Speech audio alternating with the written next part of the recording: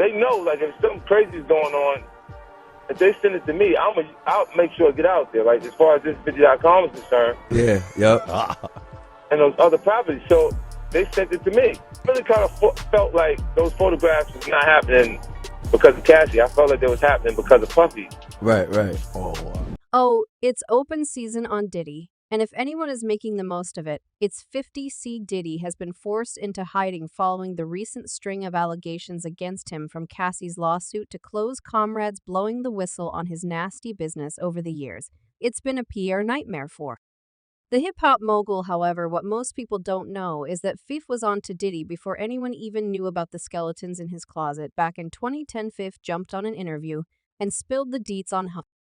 Diddy treated Cassie. However, back then 50's bombshell interview faded into oblivion.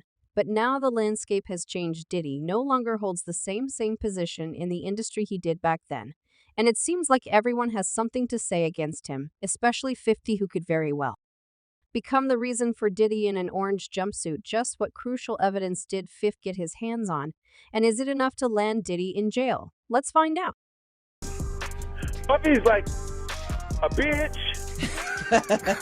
Oh, shit, man. What'd he say? To describe Puffy in one word is a bitch. However, if there was one person who wasn't shocked, it was 50. He knew about Diddy's abuse long before anyone. In fact, back in 2010, Fif tried pulling back the curtains on the relationship, but his words were chalked up to that of a jealous rival during an interview with DJ Who Kid on Shade 4550 Cent revealed that back in the day, he received some explicit pictures of Cassie on his phone. Shocked, he rang up Diddy asking him for an explanation.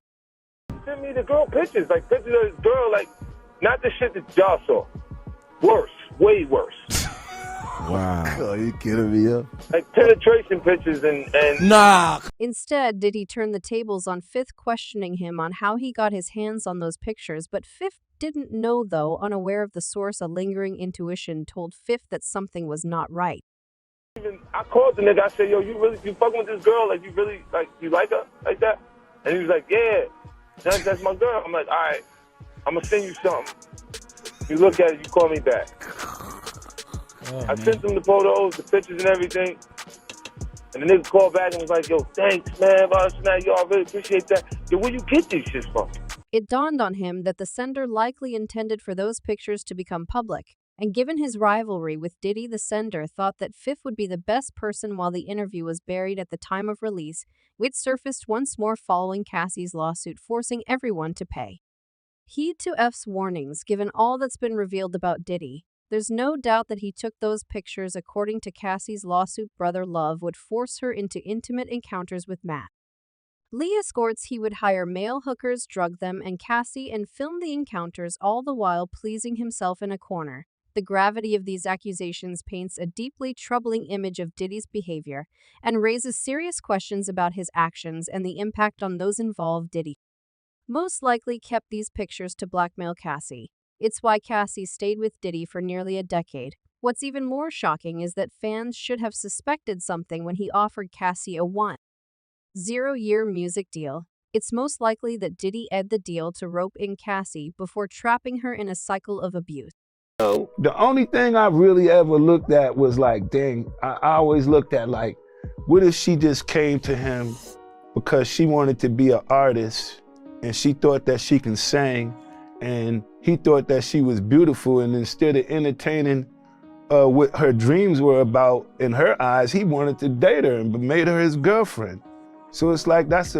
And for anyone finding it hard to believe Cassie and 50's words, let's focus on the fact that it's not Diddy's first rodeo. Diddy has been pulling the same thing with countless women before Cassie. Following Cassie's lawsuit, Jane Doe also stepped forward accusing Diddy of drugging and essaying her when she was a college stud student. According to court documents, Diddy and Jane Doe had a common group of friends. What's more, she had the opportunity of starring alongside Diddy in a few of his music videos.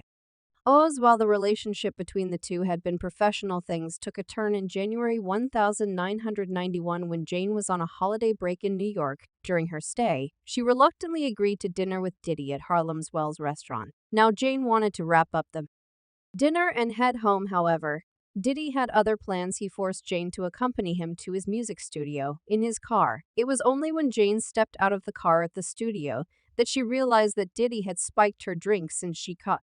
Lone Walk. Diddy then took her back to his place where he essayed her and videotaped the encounter. Following the incident, Jane proceeded to not go to the hospital or the police out of fear. What's more, she didn't have a clue about Diddy recording the encounter until Devontae's Swing, a member of the Rock and B group Jodeci, stopped by days later to tell her about how he and the staff at the studio had seen her sex tape. Upon asking how many people viewed the video, Swing replied, "Everyone Swing could have eaten." Silly testified about the incident. However, much like everyone else, he was reluctant to take the stand against Diddy. His only fear was jeopardizing his music group's deal, making silence seem like the safer option. Following this dark chain of events, Jane Doe was hospitalized for severe depression and dropped out of college. She then spent years trying to heal from the trauma that Diddy caused her before eventually leaving the music industry for good. However, Cassie's lawsuit forced her to face the ghosts from her past once more. For anyone thinking that Jane Doe might be trying to milk Diddy for money, given the recent controversy, take a listen to what Mark Curry has to say about Diddy. We used to go to when we go to the club, we used to have these bottles, right? And on this bottle, they be regular Moet bottles. On them bottles right there, they've been had something to make the girls be real slippery and all of this kind of stuff. So when you get up, they be like, don't touch them bottles right there and only drink them bottles right there. So we already knew what the drill was. You just don't mess with them bottles, right? Then all of the girls is in the club after a while. They all running, opening up their mouth like little birds. He just run around just popping pills in their mouth. Pop pill. Let me go with my Puff room, see what they doing. And you knock on Puff door, he be sitting there damn near butt naked. You ever just had a grown ass man answer his hotel door butt naked and they be like, come on in? You be like, I'll come back. He compared Diddy's situation to that of R. Kelly, even hinting that more women might come forward in the future. Well, what's interesting is that 50 pointed to something similar when Diddy settled the lawsuit with Cassie, posted a screenshot of the story on his Instagram with the caption, "Lol, he paid that money real quick, should have done that before the sharks saw the blood in the water. And here they come in 5, 4, 3, 2, 1. Every woman he ever put his hand on at this point. There's no doubt that Diddy has been abusing countless women over the years. And for anyone finding it hard to believe Cassie and 50's words, let's focus on the fact that it's not Diddy's first rodeo. Diddy has been pulling the same thing with countless women before Cassie. Following Cassie's lawsuit, Jane Doe also stepped forward accusing Diddy of drugging and essaying her when she was a college stud student. According to court documents, Diddy and Jane Doe had a common group of friends. What's more, she had the opportunity of starring alongside Diddy in a few of his music videos.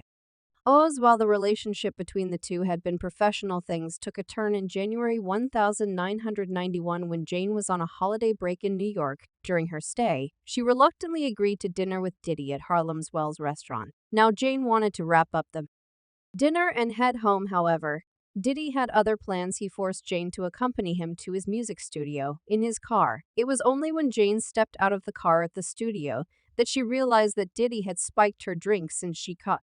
Lone Walk. Diddy then took her back to his